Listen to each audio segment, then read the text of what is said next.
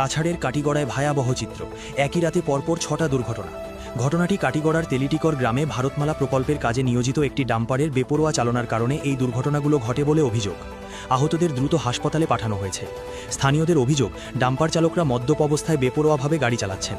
আর Katigorah হরিণনগর border road এই এলাকার একমাত্র যাতায়াত পথ, কিন্তু অতিরিক্ত বালি মাটি বোঝায় গাড়িতে রাস্তাটা পুরো নষ্ট হয়ে গেছে।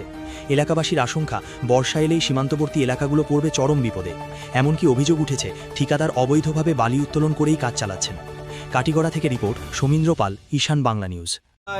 হরিনগর থেকে যে নদী কুদিয়া নদীতে গিয়া পা কালা খাদা মাটি আনে ওভারলোড গাড়িতে গিয়া জল পড়িয়া গাড়ি রাস্তা স্লিপি হয়েছে এবং গাড়ি অ্যাক্সিডেন্ট হইয়া আজকে এখানে 5 জন মানুষ অ্যাক্সিডেন্ট হয়েছে হইয়া শিলচর মেডিকেল গেছে।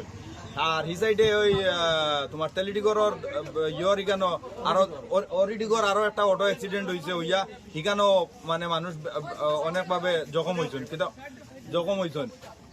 এরাও হসপিটালাইজ বর্তমানে। আমরা এই বক্তব্য যে তারা যে এই মাটিগুলো আনে, এই মাটি আনিয়া রাস্তা নষ্ট করে এবং মানুষের অ্যাক্সিডেন্ট ওটাও আমরা বক্তব্য। আমি নাইট ডিউটি করি, ডে ড্রাইভার অন গেছেন। কতদিন থেকে আমরা এটা? আমি ওই 1 মাস হয়েছিলাম, 1 মাস হয়ে গেছে আমার। ওইবার আমার 20-25 দিন বাকি আছে। নদীর থেকে জেসিবি দিয়ে জেসিবি